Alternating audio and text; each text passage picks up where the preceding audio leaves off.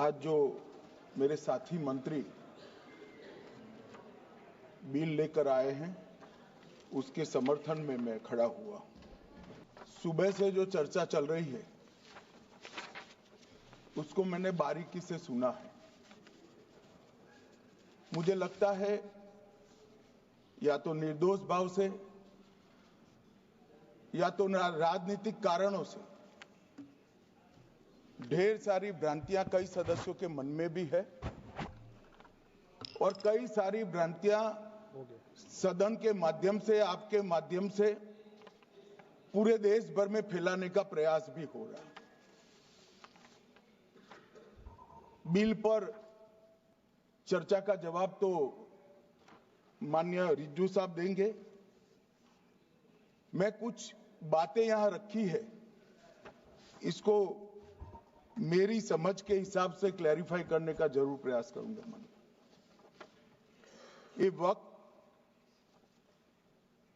एक अरबी शब्द है। वक्त का इतिहास मान्यवर कुछ हदीसों से जुड़ा हुआ मिलता है और आजकल जिस अर्थ में वक्त शब्द का प्रयोग किया जाता है इसका मतलब है अल्लाह के नाम पर संपत्ति का दान, पवित्र धार्मिक उद्देश्यों के लिए संपत्ति का दान। मान्यवर वक्त का समकालीन अर्थ, अभी जो अर्थ हम समझ रहे हैं वो इस्लाम के दूसरे खलीफा श्री उमर के समय में अस्तित्व में आया। एक प्रकार से इसकी आज की भाषा में व्याख्या करें तो वक्फ एक प्रकार का चैरिटेबल एंडोनमेंट है और जहां एक व्यक्ति संपत्ति, भूमि या मूल्यवान संपत्ति धार्मिक या सामाजिक भलाई के लिए दान करता है बिना उसको वापस लेने के उद्देश्य से, वहां वक्फ की रचना कर। इसमें दान देता है, वो शब्द का बड़ा महत्व है। दान उस चीज का ही कर्ज किया जा सकता है जो हमारा है। सरकारी संपत्ति का दान मैं नहीं कर सकता। मान्यवर किसी और की संपत्ति का दान मैं नहीं कर सकता। दान उसी चीज का किया जाता है जो हमारा है। मान्यवर इसी विषय पर ये सारा जो बहस चल रहा है चल रहा है। भारत का जहां तक सवाल है, दिल्ली में सल्तनत काल के प्रारंभ में मुइज़ुद्दीन घोरी के समय पर पहली बार वक्फ अस्तित्व में आया। अंग्रेजों के जमाने में 1863 के धार्मिक दान अधिनियम से चलता था। बाद में चैरिटेबल प्रॉपर्टीज एक्ट 1890 से चला। उसके बाद 1913 में मुसलमान वक्फ वैलिडेटिंग एक्ट अस्तित्व में आया। तब तक ये सारी प्रक्रियाएं चैरिटेबल एक्ट के तहत चलती थी। मान्यवर आजादी के बाद वही एक्ट को 1954 में वक्फ के केंद्रीकरण के लिए बदला गया। 95 में वक्फ न्याय अधिकरण और वक्फ बोर्डों की स्थापना की। अब ध्यान से सुनिएगा मान्यवर, वक्फ परिषद और वक्फ बोर्ड ये 1995 से आए। ये पूरा झगड़ा जो चल रहा है, आपने नॉन हिंदू को रख दिया और नॉन मुस्लिम को रख दिया, गैर मुस्लिम को रखा। वो झगड़ा वक्फ में दखल करने का है।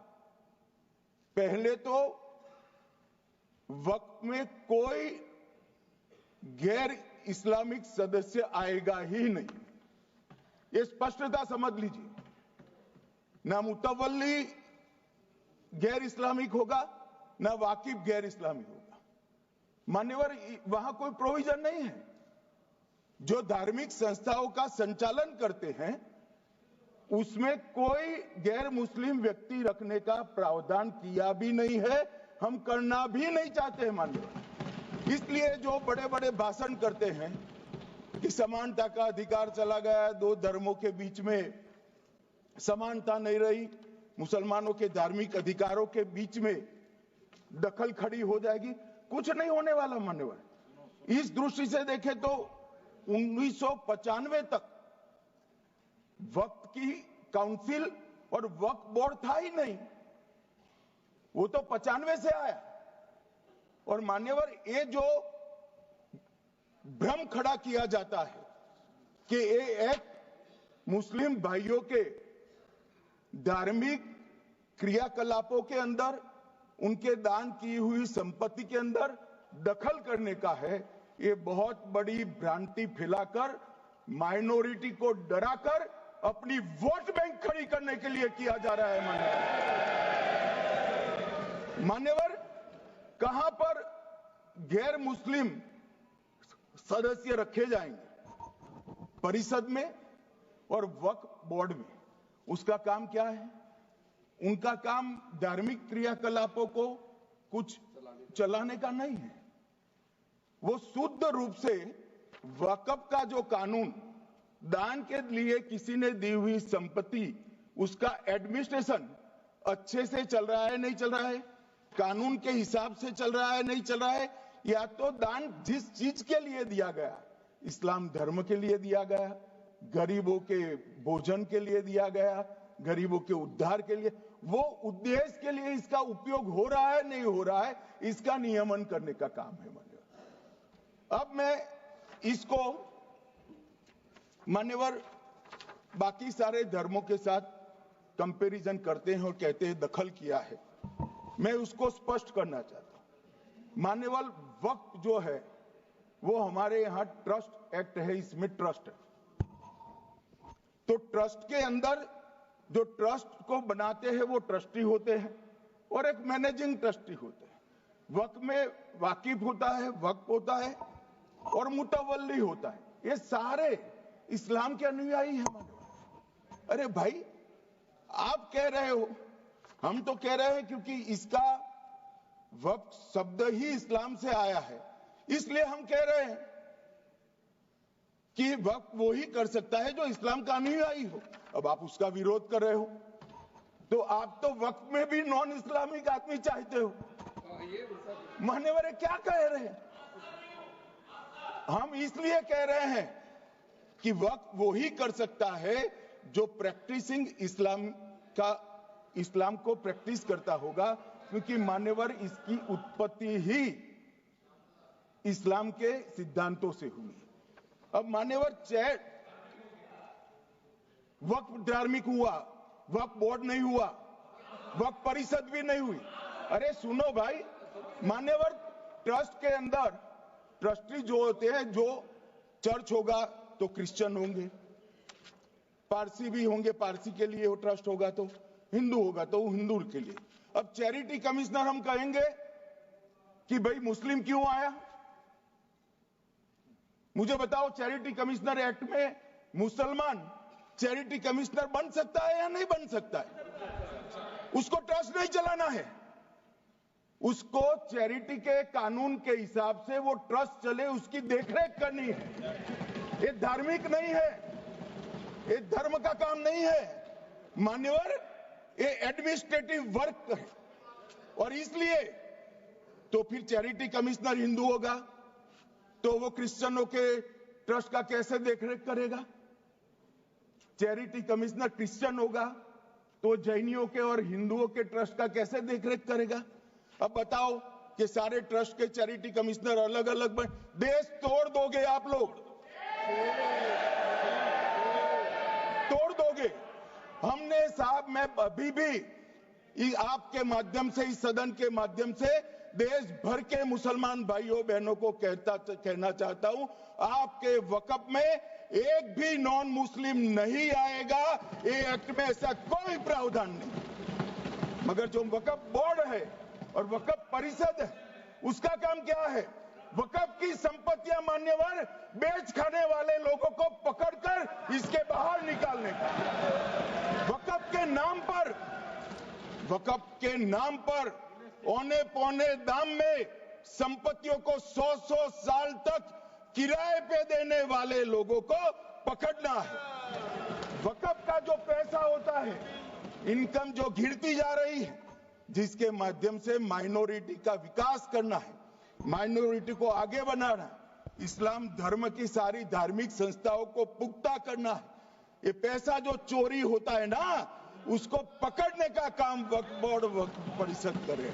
और मान्यवर, वो चाहते हैं कि इनके राज में जो मिलीभगत चली वो चलती रहे। ये नहीं चलेगी,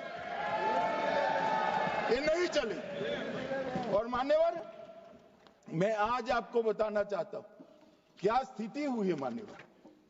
मान्यवर, सबने कहा, रिपीटेशन भी होगा, परंतु मैं कहना चाहता हूं मान्यवर कि वक्फ के 2013 में जो अमेंडमेंट्स आए, अब बिल किरण भाई का है, मगर मैं कह सकता हूं कि वक्फ का 2013 का अमेंडमेंट न किया होता तो ये बिल लाने की शायद जरूरत न पड़ती। सब कुछ अच्छा चलता था। 14 में चुनाव आने वाला था, 13 में रातों रात तुष्टीकरण करने के लिए वक्फ कानून को एक्सट्रीम बना दिया गया। और मान्यवर, इसके कारण क्या हुआ? इसके कारण दिल्ली लुटियन की 123 वीवीआईपी संपत्ति कांग्रेस सरकार ने जब चुनाव मुहाने पर थे, 25 दिन दूर था, वक्फ को देने का काम कर दिया। दिल्ली वक्फ बोर्ड ने उत्तरी रेलवे की भूमि वक्फ के नाम घोषित कर दी। हिमाचल में वक्फ की संपत्ति बताकर उस पर अवैध मस्जिद बनाने का काम किया। 250 हेक्टेयर क्षेत्रफल वाले 12 गांव पर वक्फ का स्वामित्व हो गया तब तमिलनाडु में। और मान्यवर, तमिलनाडु के 1500 साल पुराने तिरुचेंदुरई मंदिर की 400 एकड़ भूमि को वक्फ की संपत्ति घोषित कर। ये जब मंदिर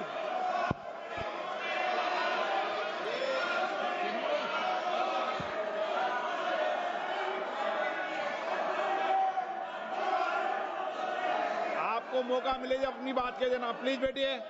मान्यवर, कर्नाटक की, आपको मौका मिले जब अपनी बात कह देना। आप भी बहुत मिसलीड करते हैं, बैठिए। गृह मंत्री जी। मान्यवर, कर्नाटक की मणिपट्टी समिति का रिपोर्ट में पढ़ रहा हूं, इसमें मेरा कुछ नहीं है, खड़े मत हो जाना। ये मणिपट्टी समिति का रिपोर्ट है। 29,000 एकड़ भूमि वक्फ की बिजनेस के उपयोग के लिए किराए पर दे दी। मान्यवर, 2001 से 12 के बीच 2 लाख करोड़ की वक्फ की संपत्ति निजी संस्थानों को हस्तांतरित कर दी 100 साल की लीज पर। मान्यवर, बेंगलुरु में उच्च न्यायालय में बीच में पढ़ना पड़ा, 602 एकड़ भूमि को जब्त करने से रोकना पड़ा। विजयपुर कर्नाटक के होनवाड़ गांव की 1500 एकड़ भूमि पर दावा कर उसको विवाद में डाला और 500 करोड़ की संपत्ति जिस भूमि का मूल्य है, वहां 5 स्टार होटल को महीने 12,000 रुपए के किराए से दे दिया। अब मान्यवर ये कहते हैं कि इसका हिसाब किताब न करो, इसकी देखरेख न करो। भाई, ये पैसा जो है देश के गरीब मुसलमान का है, ये गन्ना सोटों की चोरी के लिए नहीं, ये इसको रोकने के लिए। और इनके जो ठेकेदार बैठे हैं मान्यवर, ये यहां गरज कर बोलते हैं, कुछ तो समझे बगैर बोलते हैं, कुछ समझ कर बोलते हैं। उनको लगता है कि इससे हम जीत जाएंगे। मान्यवर, कर्नाटक में दत्तापीठ के मंदिर पर क्लेम किया, तालीपरंबा 75 साल पुराने एक दावे के आधार पर 600 एकड़ जमीन का दावा किया और ईसाई समुदाय की भी ढेर सारी जमीनों पर कब्जा कर लिया गया। मान्यवर, आज देश के कई गणमान्य चर्च और चर्च के समूह वक्फ बिल का समर्थन कर रहे हैं। उनको लगता है कि इसका विरोध कर हम मुस्लिम भाइयों की सिंपैथी जीतकर अपनी वोट बैंक पक्का करेंगे। उसमें कोई फायदा नहीं होगा अखिलेश, इसलिए कि 4 साल में मुस्लिम भाइयों को मालूम पड़ जाएगा कि ये कानून तो उनके फायदे में है। और इसके साथ ये दक्षिण के सारे जो सांसद बोल रहे हैं, अपनी अपनी कॉन्स्टिट्यूंसी में सारे चर्च को मान्यवर नाराज कर रहे हैं, उनको पता नहीं, सारे चर्च को नाराज कर रहे हैं। सारे चर्च ने रिजोल्व किया है कि हम खिलाफ इसका हम समर्थन करते हैं। मान्यवर, तेलंगाना में 66,000 करोड़ की 1700 एकड़ जमीन पर दावा कर दिया। असम में मोरीगांव जिले की 134 एकड़ भूमि पर दावा हुआ। बिहार का मैं लालू जी के कोर्ट के साथ बाद में बताता हूं। गुरुद्वारा से संबंधित हरियाणा की 14 मरला भूमि को वक्फ को सौंप दिया। और मान्यवर, प्रयागराज में चंद्रशेखर आजाद पार्क को भी वक्फ घोषित किया। और मान्यवर, महाराष्ट्र के वडानगे गांव में महादेव की मंदिर पर दावा किया। और बीड में कंकलेश्वर मंदिर की 12 एकड़ जमीन वक्फ बोर्ड ने जबरन ले ली। मान्यवर, ये सब जब जो चल रहा है, इसमें आज भी मैं स्पष्ट करना चाहता हूं, वक्फ जो कि मुस्लिम भाइयों की धार्मिक क्रियाकलाप और उनके बनाए हुए दान से ट्रस्ट है, उसमें सरकार कोई दखल करना नहीं चाहती है। मुतवल्ली भी उनका होगा, वाकिफ भी उनका होगा, वक्फ भी उनका होगा। परंतु वक्फ की संपत्ति, इसका रख रखाव ठीक से हो रहा है नहीं। वक्फ का संचालन कानून के हिसाब से हो रहा है, निजी उपयोग के हिसाब से। सैकड़ों साल पहले किसी बादशाह ने दान किया, हमारी भाषा में कहो तो धर्मादा किया। अब इसकी संपत्ति को आप 12,000 रुपये में 5 सितारा होटल बनाने के लिए दे देते हो, ये उचित है क्या? भाई वो पैसा गरीब मुसलमान के कल्याण के लिए करिए, तलाकशुदा महिलाओं के कल्याण के लिए करिए, जो अनाथ बच्चे हैं उसके कल्याण के लिए करिए। मान्यवर, ये करने की जगह बेरोजगार मुसलमान युवाओं के लिए स्किलिंग का काम करिए। लाखों करोड़ों रुपए की भूमि मान्यवर, और इनकम 126 करोड़ रुपया। रेलवे की जितनी जमीन है, जिसमें हजारों करोड़ लाखों करोड़ का रेलवे का कारोबार चलता है, इतनी भूमि वक्फ के पास है और इनकम 126 करोड़ रुपए। मान्यवर कहते हैं कि इनकम का क्या उद्देश्य है?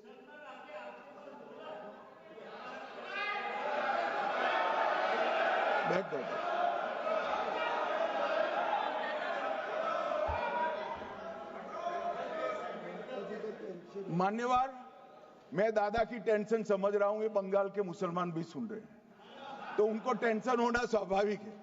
मान्यवर, लालू प्रसाद जी, आज आरजेडी के सारे सदस्य बोले, जब 2013 का अमेंडमेंट आया, मैं लालू जी का तो पूरा पढ़ना चाहता हूं, बाकी सदस्यों का सिर्फ टोकन पढ़ूंगा।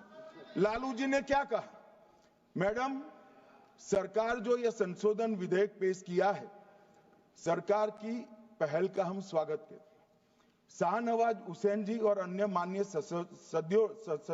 सदस्यों ने अपनी बातों को यहां रखा, मैं उसका समर्थन करता हूं।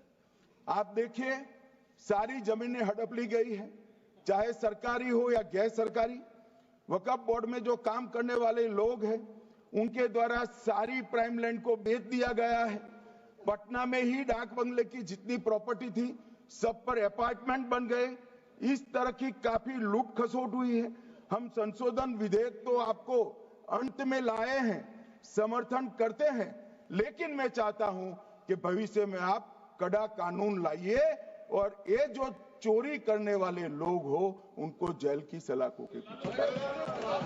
अब साहब, लालू प्रसाद की इच्छा इन्होंने तो पूरी नहीं की, नरेंद्र मोदी जी ने पूरी कर दी। ये लालू जी ने कहा था, एक कड़ा कानून लाइए। मान्यवर, शरीफुद्दीन शरीफ उन्होंने कहा, मंत्री जी समझते हैं कि शायद इससे मुसलमानों का वोट मिल जाएगा, लिहाजा मुसलमान लोगों ने भी खुद ही तबाही मचाई है, इसलिए मैं गुजारिश करूंगा कि इसके लिए आप सख्त कानून बनाइए, उनके हाथों में हथकड़ियां पहनाइए और जो उनके कब्जे किए हैं वो जमीनों बेचकर गरीब और तलाकशुदा मुस्लिम बहनों का कल्याण करिए। इसके बाद श्री हमीदुल्लाह सैयद लक्षद्वीप से थे, उनका भी इसी टोन का भाषण है। और मान्यवर, मैं आज की बात नहीं कर रहा हूं, 2013 का जो बिल कांग्रेस पार्टी लेकर आई, इसके विरोध में इनके समर्थकों ने जो कहा था, मान्यवर ये है। और क्या होगा भाई इससे? पारदर्शी ऑडिट होगी, आज ऑडिट ही नहीं हो रही, रिपोर्ट ऑनलाइन जमा करने की सिस्टम नहीं है, वो होगी, रिपोर्ट देनी पड़ेगी, बैलेंस शीट जमा करनी पड़ेगी, ऑडिट होगी, कैग के रिटायर्ड ऑफिसर ऑडिट करेंगे और मान्यवर पारदर्शिता आएगी। इससे क्यों डरना चाहिए किसी को? पारदर्शिता से क्यों? और वक्फ बोर्ड और वक्फ परिषद, इसका कोई ऑर्डर हम ऐसा नहीं लिख रहे हैं कि कोर्ट में नहीं जा सकते। आपने तो कर दिया था कि एक ऑर्डर को कोई कोर्ट में चैलेंज ही नहीं कर सकता, पूरा संविधान वहां समाप्त कर दिया मान्यवर। और मान्यवर, हम तो इसको कहते हैं कि कोई भी चैलेंज कर सकता है कायदे की अदालत में। इस देश में संविधान का राज है, ग्रीवेंसेस जिसका भी हो कोर्ट में जा सकता है। 2013 में जिसकी भूमि हड़पी, इसके ग्रीवेंसेस को भी कोर्ट के फोरम से बाहर करने का पाप एक कांग्रेस पार्टी ने किया। मान्यवर, एक अफवाह और फैला रहे, रिट्रोस्पेक्टिव इफेक्ट से आ रहा है। मैं स्पष्ट कर देना चाहता हूं, इस सदन में बोलने के वक्त जिम्मेदारी के साथ बोलना चाहिए। अगर ये कानून का पहला पेज और तीसरी तक धाराएं भी पड़ी होती तो इसमें स्पष्ट लिखा है, ये कानून का अमल जिस दिन पारित होने के बाद भारत सरकार नोटिफिकेशन बाहर निकालेगी, उस दिन के बाद होगा। मतलब रिट्रोस्पेक्टिव इफेक्ट नहीं है, मगर मुस्लिम भाइयों को डराया जा रहा है कि रिट्रोस्पेक्टिव इफेक्ट से आएगा। मान्यवर, ये कह रहे हैं कलेक्टर क्यों रखा है? मुझे एक बात बताओ भाई, जो बता सकते हैं, अगर किसी मंदिर के लिए जमीन खरीदनी है तो जमीन की मालिकी किसकी है वो हमारे देश में कौन तय करता है? सबको मालूम है, कलेक्टर करता है सर, रेवेन्यू ऑफिसर वही है। तो अगर वक्फ की भूमि जो वक्फ कर रहा है उसकी है या नहीं है, इसकी जांच कलेक्टर करे तो इसमें आपत्ति क्या है? वक्फ तो दान है भाई, और दान अपनी संपत्ति का किया जा सकता है, किसी और की संपत्ति का नहीं किया जा सकता। गांव में कोई बेचारा अमेरिका गया है 4 महीने पढ़ने के लिए, घूमने के लिए, आता है तो कि वक्फ घोषित हो गया। कोई कारोबार करने के लिए दिल्ली आया, आता है तो कि वक्फ घोषित हो गया। अरे ऐसे नहीं होता भाई, कलेक्टर को पूछना पड़ेगा सरकारी संपत्ति है या नहीं है, इसकी जांच करनी चाहिए या नहीं करनी चाहिए। ढेर सारे मंदिर बनते हैं, बने भी है, बनेंगे भी, ढेर सारे चर्च बने हैं, गुरुद्वारे बने हैं, सरकारी संपत्ति पर बन सकते हैं क्या? नहीं बन सकते मान्यवर। जहां वक्फ की घोषणा होती है वो भूमि सरकारी है या नहीं है वो सत्यापित करना ही चाहिए, और कलेक्टर के अलावे इसको कोई सत्यापित नहीं। मान्यवर, इन्होंने मैंने पहले भी बताया मान्यवर, कोर्ट को भी रास्ते से निकाल दिया। मैं बाद में बात करता हूं मान्यवर, ये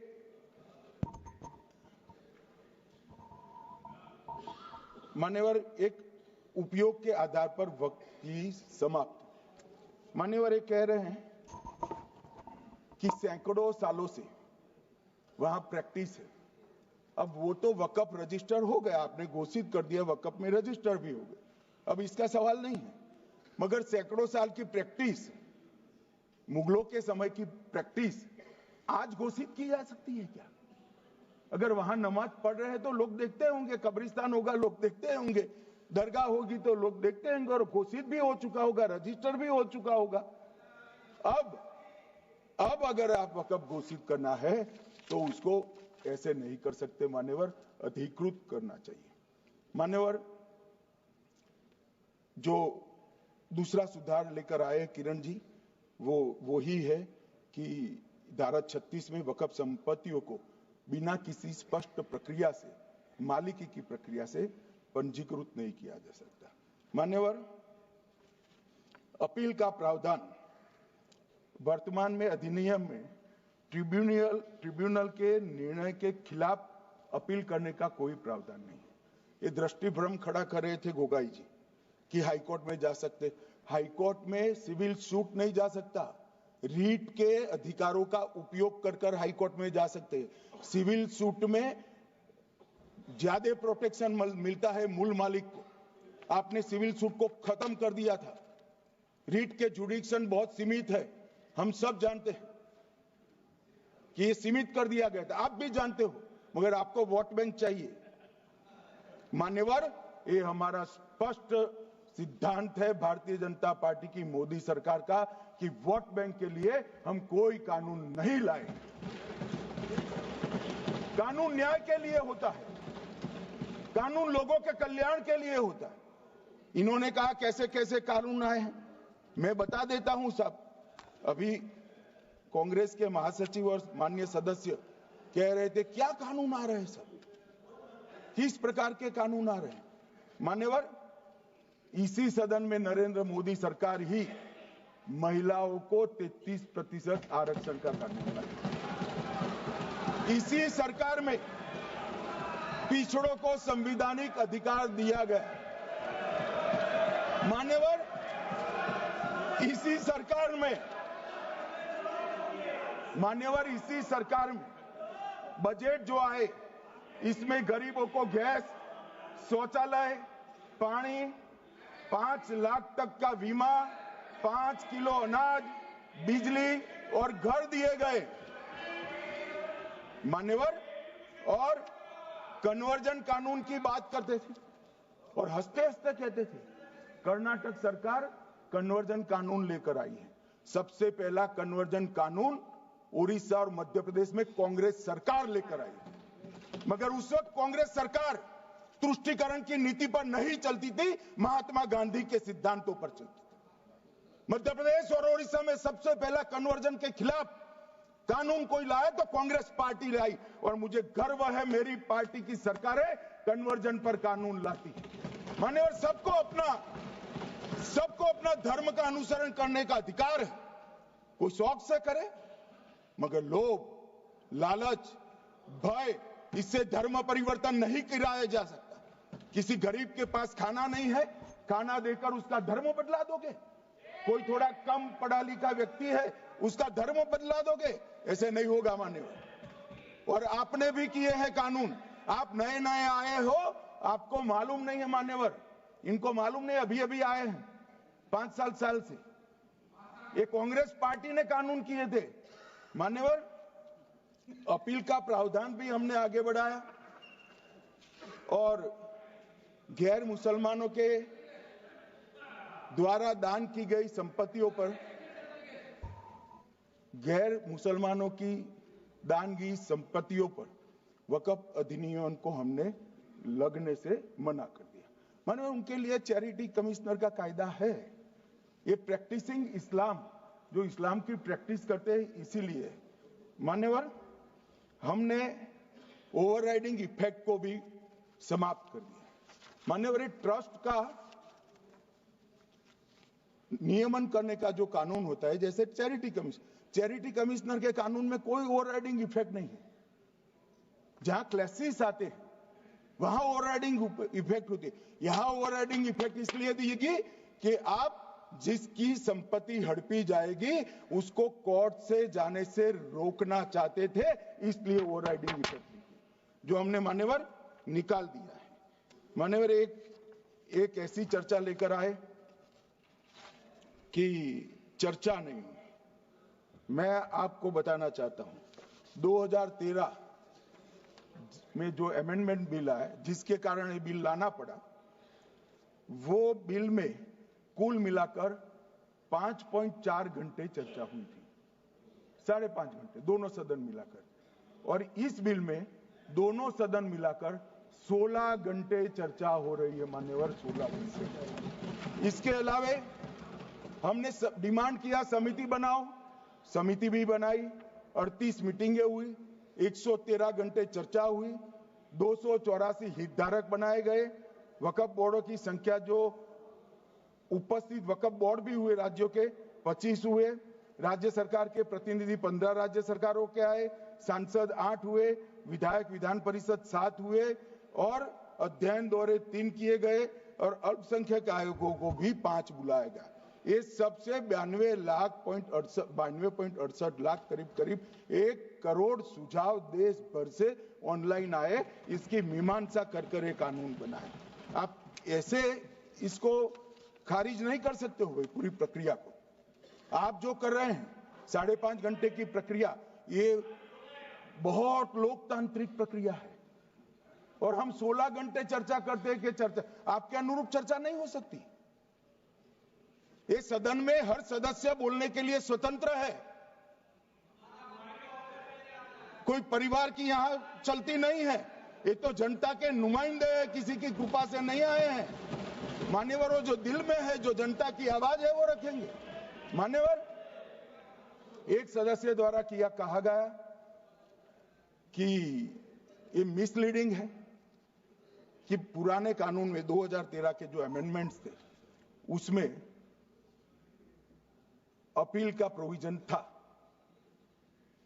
अब मैं कहना चाहता हूं 83(9) उसमें अधिकरण द्वारा किए गए किसी भी विनिश्चय का आदेश विरुद्ध, चाहे वो अंतरिम हो या फाइनल, इस पर अपील नहीं हो सकती। इसका मतलब अपील का प्रोविजन आपने रखा ही नहीं था। सिविल न्यायालय, राजस्व कोर्ट और अन्य प्राधिकरण, उसके अधिकार क्षेत्र पर भी प्रतिबंध लगा दिया और सरकारी अधिसूचना जो बाद में वक्फ बोर्ड और वक्फ परिषद के एडवाइस से होगी, इसको भी कोई चुनौती नहीं दे सकता। मान्यवर, मुझे ये बताओ कि अभी अभी फैशन है संविधान लहराने की। ये संविधान के हिसाब से सरकार का या किसी भी निजी संस्था का कोई भी फैसला मान्यवर कायदे की कोर्ट से बाहर कैसे हो सकता है? कोई भी फैसला हो, ये देश की अदालत वो फैसले तक रुचि नहीं रखेगी। नागरिक ग्रीवेंसेस लेकर कहां जाएंगे? जिसकी भूमि हड़प कर ली गई वो कहां जाएगा? ऐसा नहीं चलेगा। आपकी वोट बैंक के लिए आपने किया था, हम खारिज कर रहे हैं, हम खारिज कर रहे हैं। ऐसा नहीं चलेगा। अदालत में जाइए, जिसको ग्रीवेंसेस है इधर और साइड से, और अदालत न्याय करेगी। न्याय के लिए तो अदालतें बनी हैं। और मान्यवर, यहां एक सदस्य ने कह दिया माइनॉरिटी इस कानून को स्वीकार नहीं करेगी। क्या धमकाना चाहते हो भाई? संसद का कानून है, सबको स्वीकार करना पड़ेगा। स्वीकार नहीं करेंगे मतलब क्या है? कैसे बोल सकते हैं कोई? हम कानून को स्वीकार नहीं करेंगे। ये कानून भारत सरकार का है, हर एक पर बंधन करता होगा और इसको स्वीकार करना पड़ेगा। मान्यवर, ये हमने तो खैर वक्फ को छेड़खानी नहीं की। वक्फ बोर्ड और वक्फ परिषद के अंदर बदलाव किया है, मगर वक्फ के लिए भी क्या क्या जजमेंट आए। सैयद फजल पुकोया थंगल बनाम भारत संघ 10/11/28 को केरल उच्च न्यायालय ने उन्होंने कहा वक्फ बोर्ड एक स्टैट्यूटरी बॉडी है, यह मुस्लिम समुदाय का प्रतिनिधि निकाय नहीं है। इसका फंक्शनिंग मान्यवर एडमिनिस्ट्रेटिव है। धार्मिक क्रियाकलापों को तो वक्फ ने करना है, चाहे कब्रिस्तान हो, चाहे दरगाह हो, चाहे मस्जिद हो, चाहे चैरिटी का काम हो, वो वक्फ बोर्ड को नहीं करना है भाई। ये केरल हाईकोर्ट ने किया। इलाहाबाद हाईकोर्ट ने भी, उसने तो मुतवल्ली तक भी कहा है। अगर हम मुतवल्ली तो जो धर्म का है वही रखेंगे।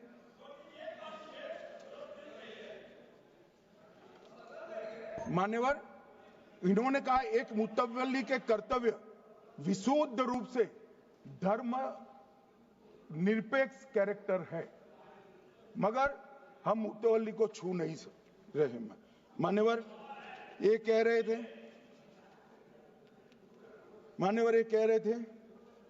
कि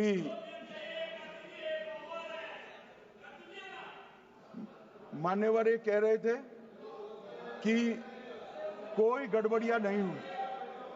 मान्यवर,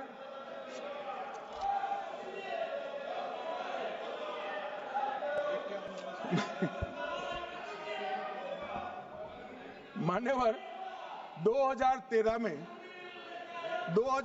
में अन्यायी कानून आया। भाई करने थोड़ा शांत हो जाइए। ये 26 के कारण डरे हुए और कुछ कारण नहीं। चुनाव जो है ना अक्टूबर में, 25 में जो चुनाव है इसके कारण डरे। मान्यवर भाई बैठ जाओ।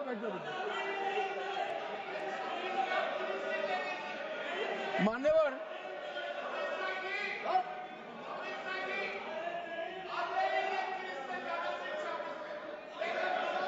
बैठ जाओ। बंगाल में आकर कहूंगा ये राजनीतिक हिसाब किताब का अखाड़ा नहीं है।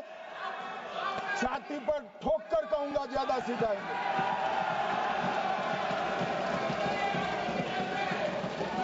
मान्यवर 2013 के,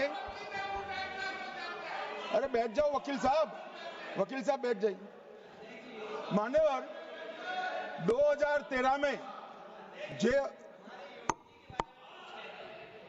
वो भी रिपीट होने वाले हैं। मान्यवर 2013 में बैठ जाओ। मान्यवर 1913 से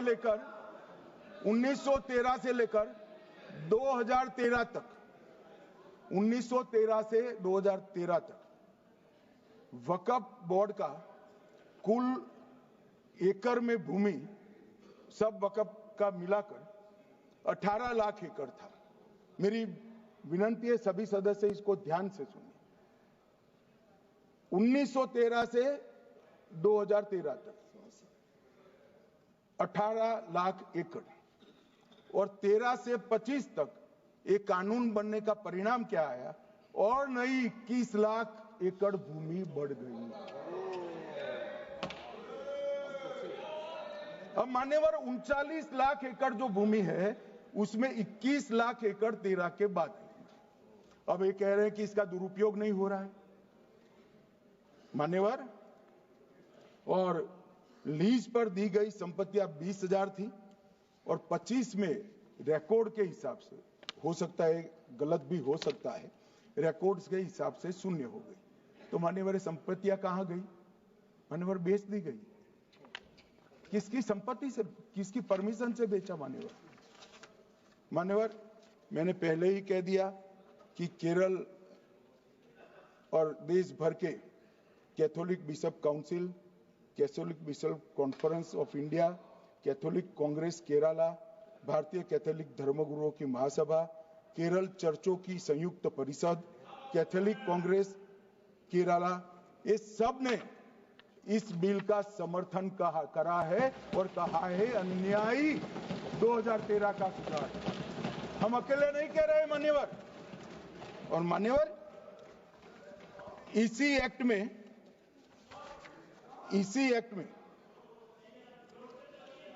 हमने एक बात कही कि जो योगदान था वक्फ बोर्ड का वो 7% से घटाकर 5% कर दिया।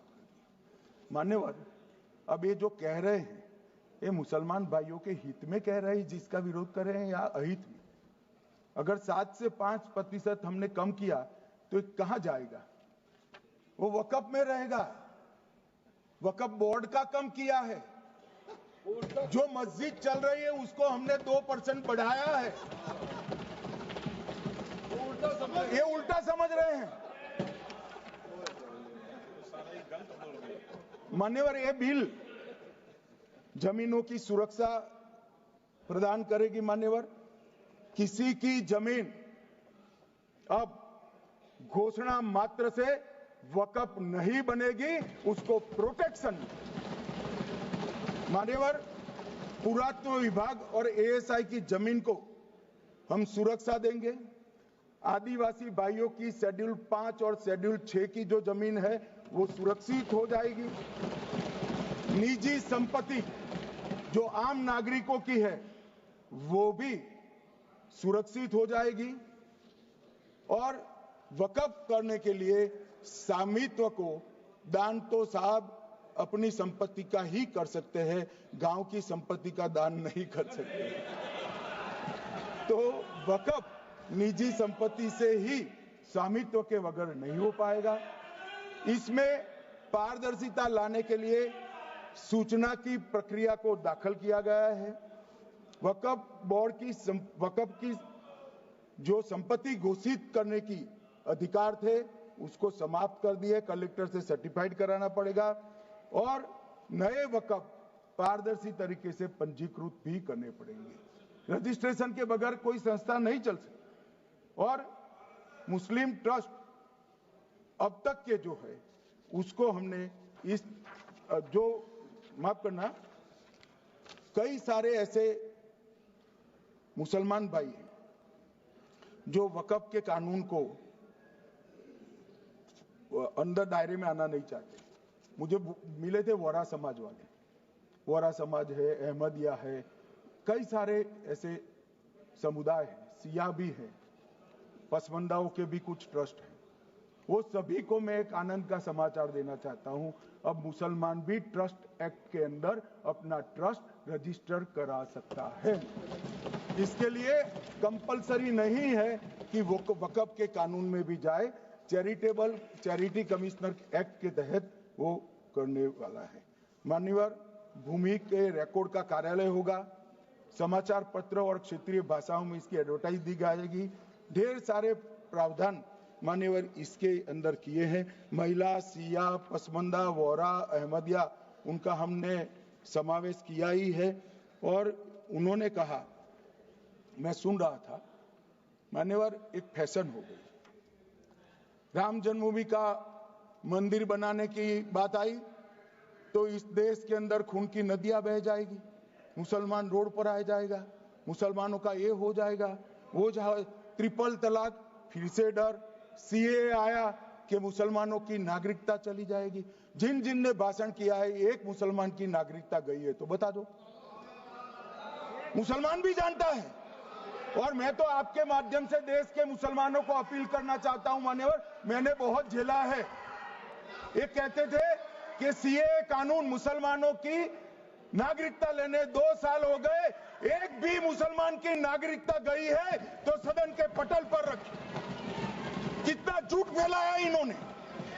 मान्यवर, धारा 370 हटाई, ये कह रहे थे मुसलमानों का ये हो जाएगा, वो हो जाएगा। फिर से उमर अब्दुल्ला जीत कर आज शासन करें, आतंकवाद समाप्त हो गया, विकास शुरू हो गया, पर्यटन बढ़ गया। मान्यवर, एक कांग्रेस पार्टी और उसके साथियों ने मुसलमान भाइयों को डरा डरा कर अपनी वोट बैंक खड़ी करने का काम किया। हम नहीं डरा रहे मुसलमानों को, आप डरा रहे हो भाई। आप कह रहे हो ये हो जाएगा।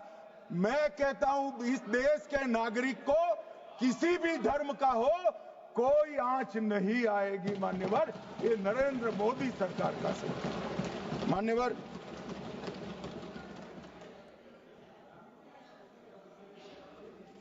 इनको मान्यवर ना पिछड़ों की चिंता है ना मुसलमानों की। ये सालों से जातिवाद और तुष्टीकरण इसके आधार पर काम